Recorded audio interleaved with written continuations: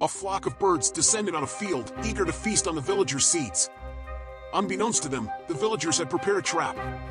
A large net was buried under the soil, connected to a hidden rope, and baited with rice grains. As the birds flocked to the buffet, the villagers waited patiently. To lure even more birds, they threw stones to scare distant ones, making them circle and land near the trap. Once the net was packed with birds, the villagers swiftly pulled the rope, capturing the greedy flock. Determined to protect their crops, the villagers set up more traps as the sun set, outsmarting the birds with ancient techniques.